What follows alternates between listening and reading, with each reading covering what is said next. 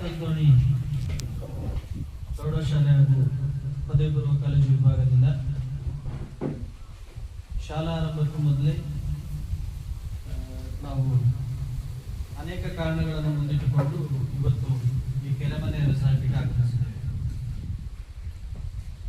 June 1ಕ್ಕೆ ಶಾಲೆ ಪ್ರಾರಂಭ ಆಗುತ್ತೆ.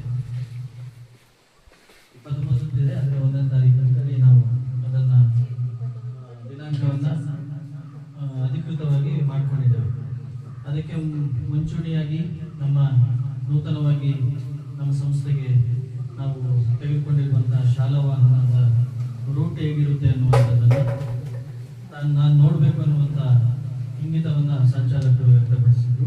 ಅದರ ಜೊತೆಗೆ ನಮ್ಮ ಶಿಕ್ಷಕರು ಸಹ ಆ ಬಸ್ನಲ್ಲಿ ಸಂಚಾರವನ್ನು ಮಾಡಿ ಜೊತೆಗೆ ಮಧ್ಯಾಹ್ನದ ಒಂದು ಭೋಜನವನ್ನು ಸಹ ಅವರಿಗೆ ನೀಡಬೇಕು ಅನ್ನುವಂಥ ಒಂದು ಅಭಿಲಾಷೆಯನ್ನು ವ್ಯಕ್ತಪಡಿಸಿದಾಗ ನಮಗೆ ನೇರವಾಗಿ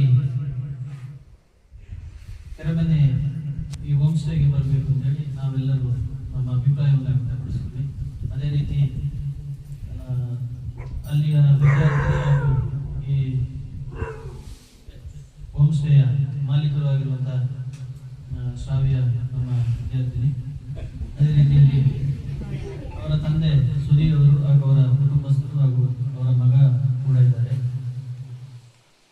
ನಮ್ಮ ಬೇಡಿಕೆಗೆ ಅನುಗುಣವಾಗಿ ಇವತ್ತಿನ ಈ ದಿನದಲ್ಲಿ ಒಂದು ಪರಿಪೂರ್ಣವಾದ ಭೋಜನದ ವ್ಯವಸ್ಥೆಯನ್ನು ಮಾಡಿದ್ದಾರೆ. ಅದರಲ್ಲಿ ಯಾವುದೇ ಕುಂದುಕೊರತೆಗಳು ಇರಲಿಲ್ಲ ಅಂತ ಹೇಳಿ ನಾನು ಭಾವಿಸಿಕೊಂಡಿದ್ದೇನೆ. ಎಲ್ಲರೂ ಅದರಲ್ಲಿ ಸಂತೃಪ್ತರಾಗಿದ್ದೀನಿ ಅಂತಲೂ ಭಾವಿಸಿಕೊಂಡಿದ್ದೇನೆ.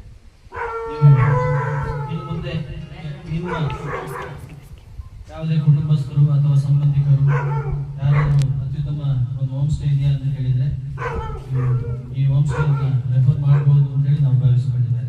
ಯಾಕಂದರೆ ಅವರ ಅತ್ಯುತ್ತಮ ರೀತಿಯಲ್ಲಿ ನಮಗೆ ಇಲ್ಲಿಯ ವ್ಯವಸ್ಥೆಯನ್ನು ಮಾಡಿಕೊಟ್ಟಿದ್ದಾರೆ.